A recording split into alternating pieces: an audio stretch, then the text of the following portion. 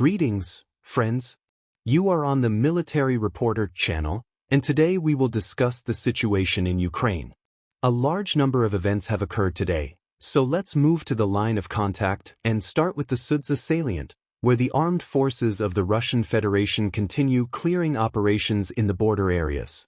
Let's first look at how the map has changed compared to March 13th and 14th. Here is the map we could observe just yesterday. According to reports and official data from the Ministry of Defense, as well as the North military grouping, by the end of March 13th, Russian forces managed to take control of settlements such as Podol, Melivoy, Sudzha, Zaleshchenka, and Goncharovka. Today, by the end of March 14th, only minor adjustments can be seen. It can be confidently stated that the Russian Federation has managed to secure certain areas. Throughout the day, various cartographers and experts reported further advances of Russian forces toward the state border. However, all these areas, as can be seen, remain contested and covered by the fog of war. This indicates that the information came from various sources of varying reliability.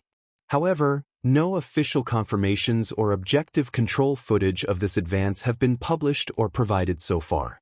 According to the latest data, Russian forces managed to secure the village of Rubin over the past 24 hours, the next settlement located west of Zaleshchenka. Russian forces also managed to advance westward from the village of Kurymelivoy toward the settlement of Oleshnya. By the end of March 14th, according to information from open sources, four settlements remain under the control of the armed forces of the Russian Federation: Gogolevka, Oleshnya, Gavo, and Gorno. Despite the fact that Ukrainian forces maintain their presence in certain areas of the front, information has begun to emerge that Russian units have crossed the border between the Sumy and Kursk regions and are rapidly advancing toward settlements such as Gorno, a border settlement of the Russian Federation, as well as toward the settlement of Alexandria and further southwest, toward Miropoli. At least, there is already objective control footage confirming this information. These videos show a large number of FPV drone strikes on Russian units attacking this particular section of the front. Based on footage released by the Ukrainian side, the map has been adjusted in the southwestern part of the Sudzha district and also in the northeastern part of the Miropoli settlement. Let's take a look at how the map has changed for clarity. Here's how this section of the front looked by the end of March 13th, and here's how the map already looks by the end of March 14th. There are also reports that the Ukrainian authorities from the Sumy region have decided to evacuate several cities, villages, and settlements located along the state border with the Sudzha district. First of all, the Ukrainian side has decided to evacuate the settlements of Yunikivka and Miropoli. These are the very settlements that Russian units are currently advancing toward. It is still too early to talk about a large-scale offensive on the territory of the Sumy region, but we can see that Russian units are gradually advancing in this direction. Information continues to emerge about a large number of prisoners of war and captured military equipment. Footage of the evacuation of civilians is also being published. Furthermore, information emerged today that the Russian military command and the regional administration have decided to increase the number of investigators in this section of the front, as more and more cases of war crimes committed by Ukrainian soldiers and units during their time in the Sudzha district are being uncovered every day. It is still too early to speak about the exact number of these crimes, but it seems that Russian investigators have a lot of work ahead of them. Next, we are moving to the North Kupyansk section of the front. The armed forces of Ukraine continue their counteroffensive operation. Today, according to data from a Ukrainian cartographic service, the armed forces of Ukraine managed to regain control over a small village called Figilivka. Let me remind you that over the past few days, we have repeatedly received information that the Ukrainian army has been counterattacking in the northeast direction of the Kupyansk sector. There were earlier reports of advances in the forested area between Senkovka and Petrovka, as well as a recent retreat toward Figilivka. All this news indicates that, at present, the Ukrainian side clearly understands the strategic importance of this bridgehead for the entire defense of the Ukrainian armed forces in this section of the front. Therefore, they are making every effort to push Russian units out of villages such as Zaporizhzhia and Vyreknia. In the future, a counterattack can also be expected in the settlements of Topoly and in the area of Kamenka. Next, we are moving to the Lyman, South Kupyansk, Lyman, and Siversk sections of the front, from where a large amount of news is coming in. The most interesting news today is coming from the southwest of the settlement of Siversk. Today, objective control footage was published by the Ukrainian side, showing another attack by the Russian Federation, which the 30th Mechanized Brigade of the Ukrainian Armed Forces tried to stop. In these videos, you can see a column of Russian equipment that moved out from the settlement of Soldar, covered several dozen kilometers, and attempted to storm the settlement of Vasyukovka. The video shows how Russian units managed to cross the farms from the T-0513 highway, approximately following this route to reach the central part of Vasyukovka, deploy paratroopers, and take control of this part of the settlement. This information was later confirmed by neutral cartographers. The main goal of this Russian offensive was to divide Vasyukovka into two parts, eastern and western. Apparently, since they managed to secure a position in the central part between the two sections of the front, it can be expected that in the near future, the Russian side will make several more attempts to strike and clear the eastern part of Vasyukovka. If Russian units succeed in leveling the front line roughly in this manner, from that point, the Russian side will be able to advance further north, cross the Vasyukovka River, then move toward the settlement of Fyodorovka, and after Fyodorovka, attempt to advance further towards Svyatopokrovsk. After Svyatopokrovsk, a strike on Siversk itself may become possible.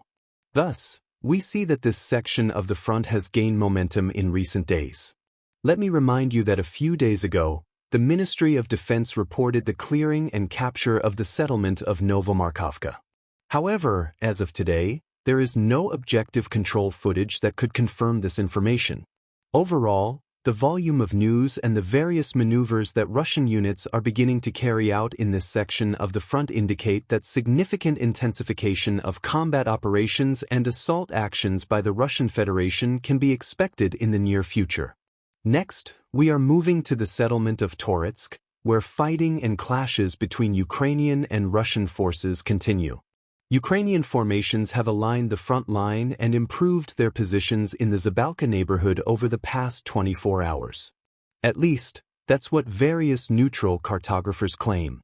As can be seen, over the past 24 hours, another small block in the western part of the town has come under Ukrainian control. In the northern part of Toretsk, objective control footage shows the presence of Russian soldiers moving from building to building, with Ukrainian FPV drones striking them. This incident occurred at this specific location, and based on the objective control footage, the previously contested area was marked as under the control of the Russian Federation. There are also reports of strikes in the Krasnopoly area, in the northernmost part of the Toretsk mine. Based on all this data, it can be concluded that while the Russian side controlled almost all of Toretsk a month ago, even though the defensive line was not continuous, it is now clear that in some areas of Toretsk, Russian units have to start clearing operations all over again. Based on the current pace of the offensive and the positions of the Ukrainian armed forces, it can be concluded that Russian units will need at least a month to fully regain control over this settlement. Next, we are moving to the Pokrovsk direction, where fighting for the salient continues. In the area southwest of the settlement of Pokrovsk, fighting continues in the settlement of Shevchenko. Today, objective control footage was published showing Russian units dropping explosives on Ukrainian forces attempting to storm the southern part of the settlement. Based on this footage, as well as data from various experts and military bloggers, a significant retreat has taken place. Shortly afterward, some pro-Russian experts claimed that this footage was archival. However, no supporting documents or evidence were provided. Nevertheless, they have already rushed to declare that the Russian armed forces are in control. At the moment, it's difficult to determine the exact situation and who controls which part of the settlement. Fighting is ongoing.